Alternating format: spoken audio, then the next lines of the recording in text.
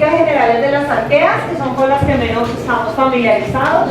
Fenotípicamente, ¿qué quiere decir eso? ¿Qué quiere decir fenotípicamente? Físicamente, ¿cierto? En el exterior son procariotas muy similares a las bacterias.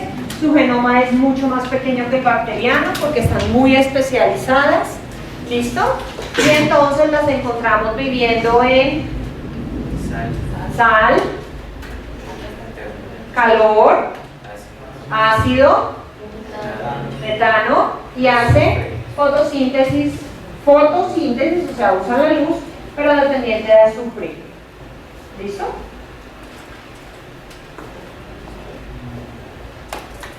¿En qué se parecen las bacterias y las arqueas? Pues lo más fácil es que son unicelulares y son procariotas. Esa es la primera cosa en la que se parecen. ¿Listo?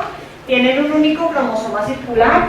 Los genes están organizados de una manera particular que se llama operón y de la cual vamos a hablar como dentro de un mes por ahí. ¿Listo? La transcripción y la traducción. ¿Qué son transcripción y traducción?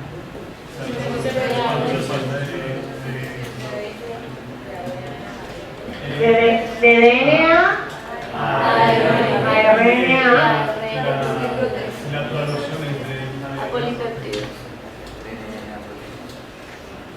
Entonces, la producción de esas proteínas, ¿listo? Entonces, en la transcripción, que le falta una R, acabo de darme cuenta, en la transcripción produzco un RNA que va a ser leído y voy a producir una proteína, ¿listo?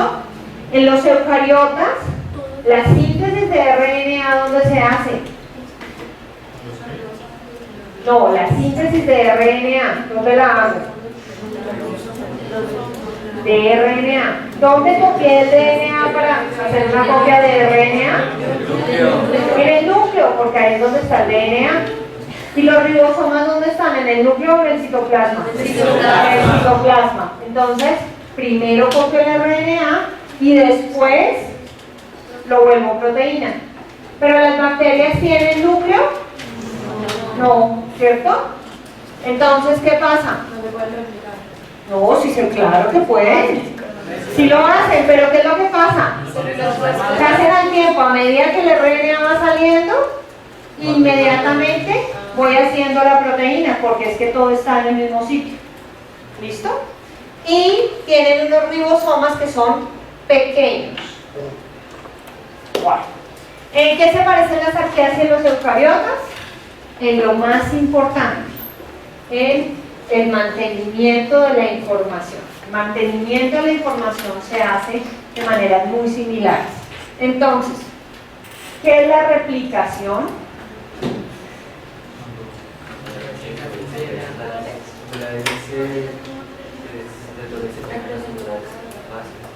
Sí, pero ¿para qué?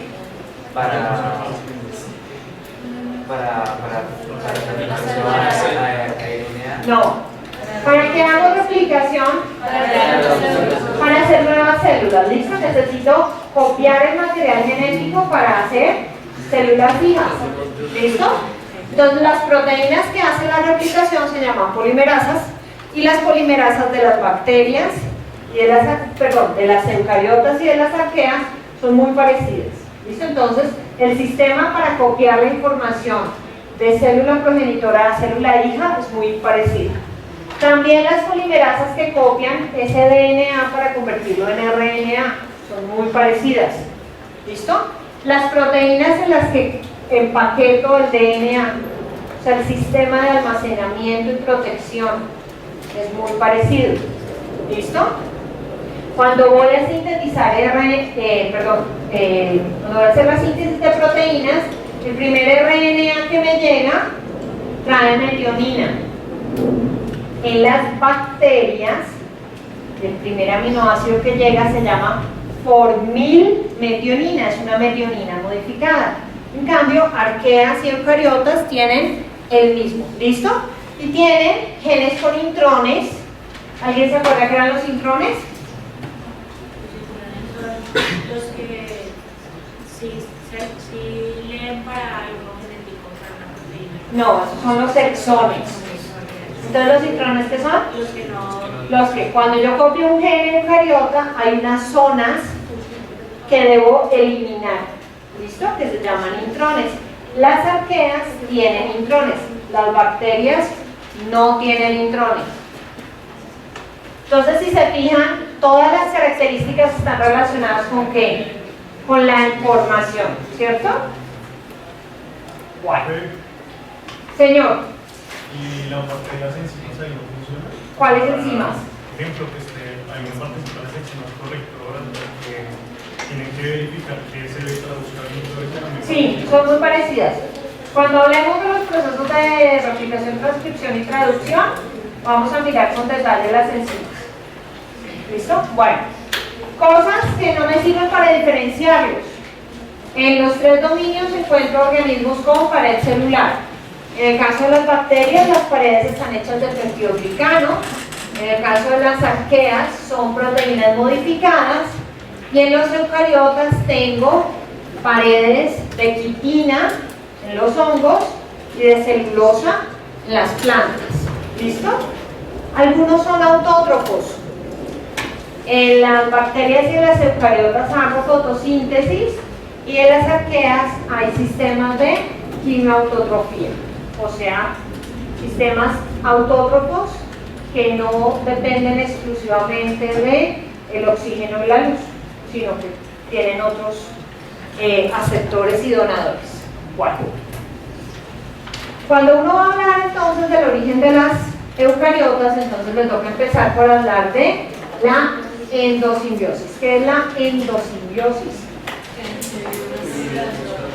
Una célula que vive dentro de otra. ¿Ustedes creen que eso uno lo puede ver por ahí?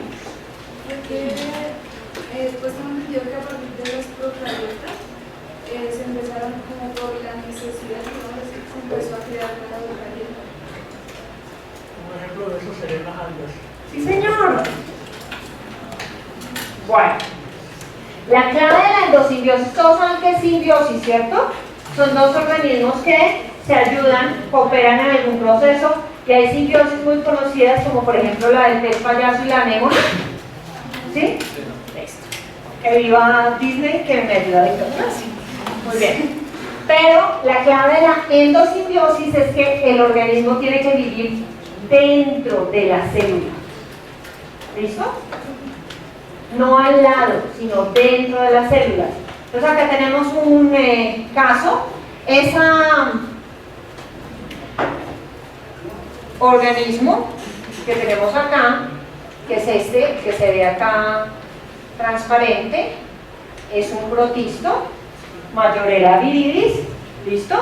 Acá está el núcleo. Y resulta que este protisto no es el único, también hay algunos paramecios que lo hacen. Tiene la capacidad de consumir algas, bacterias del género Chlorella, que no digieren, sino que acumulan. ¿Listo? Y entonces ellos se vuelven fotosintéticos. ¿Sí? Entonces tengo la posibilidad de, sin ser un organismo fotosintético, al incluir esas algas, hacer fotosíntesis y aprovecha el producto de esa fotosíntesis, lo que producen las algas, el protisto lo usa y para las algas el protisto las protege. ¿Sí? Otro caso es el de las zooxantelas que viven dentro de los corales. Entonces los corales de aguas someras, o sea, los del arrecife coralino, tienen una asociación donde hay un grupo de algas que viven dentro del pólipo, o sea, dentro del coral. ¿Listo? Y esa asociación favorece a ambos. El coral obtiene recursos adicionales que no obtendría por sí solo, y eso los ha llevado en parte a ser tan exitosos, a construir esas grandes edificaciones que es lo que llamamos un arrecife de coral. Y para el alga existe la ventaja de que está en un sitio donde está protegido de los cambios climáticos, atmosféricos y de los depredadores. Entonces resulta que en 1967 Lee Margulis propuso una cosa que se llama la teoría endosimbiótica serial. ¿Listo? Y es el origen de las células eucariotas. Entonces, ella habla, es serial porque ella habla de 3 incorporaciones: una primera incorporación, una segunda incorporación y una tercera incorporación. Vamos a mirarlas una por una. Entonces, la primera incorporación, una arquea que vivía por ahí, ¿listo? Se comió a otra célula procariota que todavía no se han podido poner de acuerdo en si fue otra arquea o fue una bacteria, y se generó la primera célula anaerobia heterótrofa. Pero quiero que se fijen que acá ya estamos hablando de una membrana que contiene material genético y otra membrana celular. ¿Listo? Este paso no tiene evidencia. ¿Listo? Los que sí tienen evidencia son la segunda y la tercera incorporación. Entonces, en la segunda incorporación, ¿qué fue lo que pasó? Una de esas células tuvo un feliz accidente, se comió una bacteria y no la digirió, sino que la dejó ahí. Y esas bacterias se transformaron en mitocondrias. Y ahora vamos a ver cuál es la evidencia de eso. La tercera incorporación, entonces, esa célula que ya tenía mitocondrias tiene otro feliz accidente cuando consume una bacteria fotosintética, y esa bacteria fotosintética se queda a vivir ahí, no se degrada. Entonces, acá tenemos nuestro ancestro común. ¿Listo? Por un lado salieron las bacterias y por el otro las arqueas. De alguna de las arqueas no sabemos muy bien cómo aparece una célula con núcleo. ¿Listo? Y me comí una bacteria que no digerí, que se vuelve mitocondria, y después hay una segunda incorporación para los cloroplastos. Otra de las teorías del origen de los eucariotas, que se usa mucho para explicar la generación de los organelos membranosos, o sea, los ribosomas, el retículo y el núcleo, el aparato de Golgi, es que se haya dado por una invaginación de la propia membrana. Entonces, las bacterias tienen el DNA unido a la membrana celular y los ribosomas también unidos a la membrana. ¿Listo? Porque ellos no tienen sino un único espacio con una única membrana, que es la plasmática. Entonces ahí tienen que tener todo puesto. Las bacterias hacen, porque lo hemos visto, este sistema de invaginación que se llama mesosoma. Eso ocurre hoy en día y lo hemos podido documentar. Son invaginaciones en las cuales se generan de manera temporal membranas internas. ¿Qué es lo que nosotros creemos? Que en algún momento una de esas membranas internas se fracturó y entonces dio origen al sistema de membranas internas. ¿Listo? ¿Cuáles son las evidencias que tenemos para eso? Resulta que la membrana externa del núcleo tiene ribosomas acoplados, ¿sí? Y durante la división celular, cuando la membrana nuclear desaparece, no es que desaparezca, sino que se compacta con el retículo. O sea, esa es una membrana que está todo el tiempo como moviéndose, está viva ahí. Acá tenemos el de la mitocondria, entonces una célula procariota que es invaginada. ¿Listo? La fagocitó la célula. Esta de afuera entonces es la membrana de la vesícula de fagocitosis y adentro queda la bacteria con su propia membrana. Bueno, esto es otra forma de ver lo mismo. Entonces no sabemos, acuérdense que el punto en donde no tenemos evidencia todavía es acá.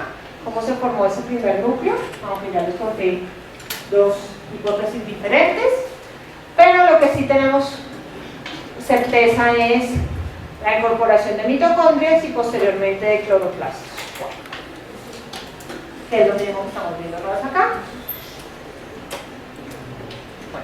¿Cuál es la evidencia entonces que tenemos de que eso se dio? Las mitocondrias y los cloroplastos son organelos que tienen un tamaño similar al de las células bacterianas. ¿Listo? Las mitocondrias se dividen de manera autónoma que la célula, igual los cloroplastos. ¿Qué quiere decir eso? Que la célula no es la que da la instrucción de divídanse las mitocondrias, sino que las mismas mitocondrias toman la decisión de la división. ¿Listo? A diferencia de la célula eucariota que hace una división por mitosis, las mitocondrias y los cloroplastos se dividen por fisión binaria, que es el mismo sistema que utilizan las bacterias para reproducirse.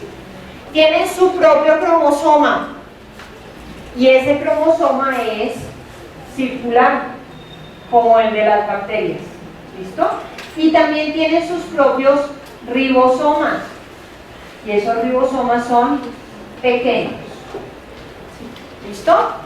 Y lo más importante es que cuando les miraron el genoma, para el genoma de la mitocondria y el genoma del cloroplasto, descubrieron que se parecen muchísimo a dos grupos bacterianos que existen actualmente. Las mitocondrias se parecen muchísimo en su genoma a las alfa-proteobacterias y los cloroplastos se parecen muchísimo a las cianobacterias, que son esas que crecen en las paredes de los acuarios, con las que uno pelea todos los días para que el acuario se vea transparente y no verde. ¿Listo? Bueno. ¿Qué más? Los genes mitocondriales no tienen intrones. Las mitocondrias son sensibles a antibióticos que las eucariotas no son sensibles, pero sí lo son las bacterias, como el clorofenicol. Ya les había dicho que tienen sus propios ribosomas y resulta que hay un grupo de bacterias que se llaman las espiroquetas que tienen proteínas que se llaman tubulina, que son muy parecidas a la tubulina que está presente en las células flageladas o ciliadas de los eucariotas. ¿Listo? Bueno, más evidencia. Tenemos eucariotas como Pelomixa, que no tiene mitocondrias, pero sí tiene bacterias simbiontes que le ayudan a hacer el procesamiento del oxígeno, el uso del oxígeno en la cadena respiratoria. ¿Listo? Y algunos eucariotas como Yarda y Trichomonas, que tienen su núcleo pero no tienen mitocondrias.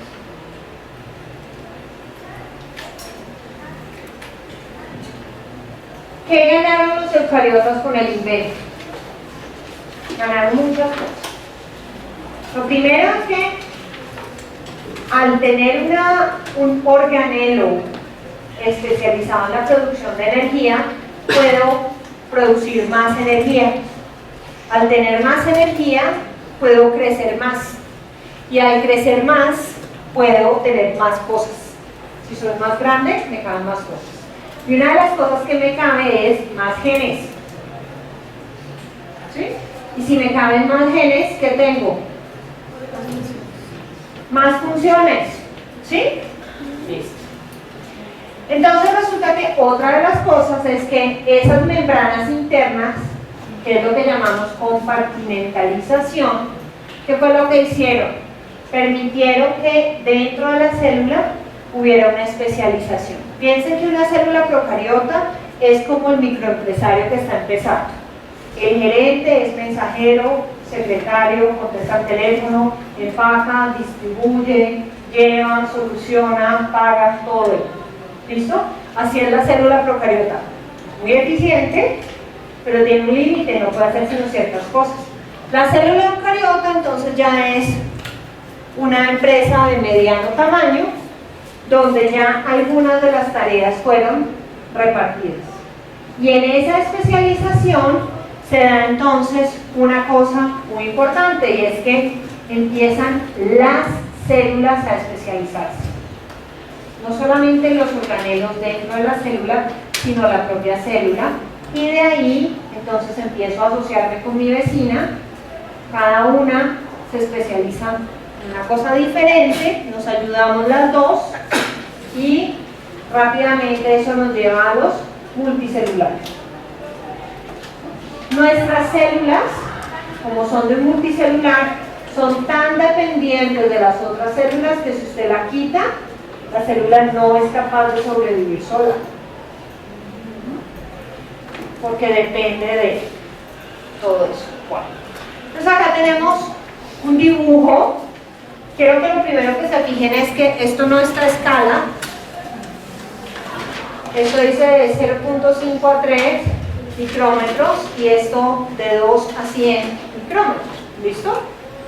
Y están las diferencias. Entonces acá tenemos la membrana de la bacteria, el mesosoma, que acuérdense que son invaginaciones de la propia membrana para generar espacio adicional, un material genético que no está envuelto en membrana y tampoco está asociado a proteínas si es una bacteria, pero si es una arquea, sí estará asociado a proteínas.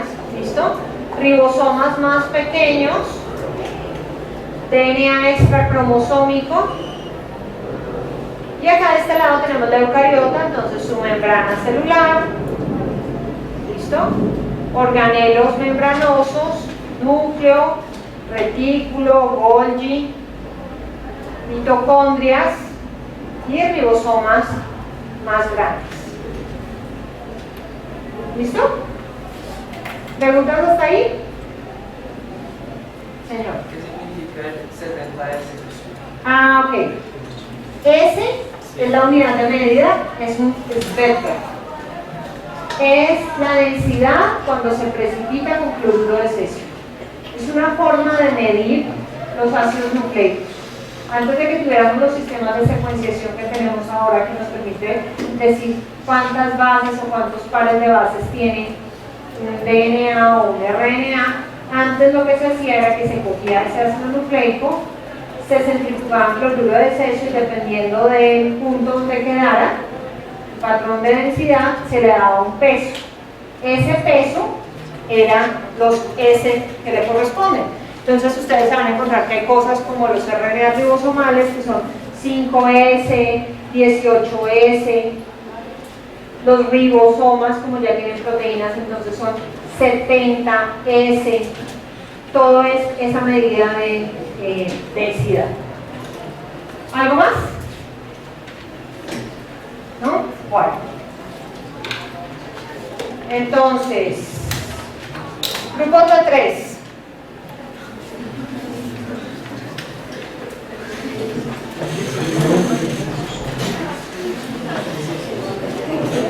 Grupos de 3, por favor. ¿Listo? 10 minutos para hacer una tabla de resumen.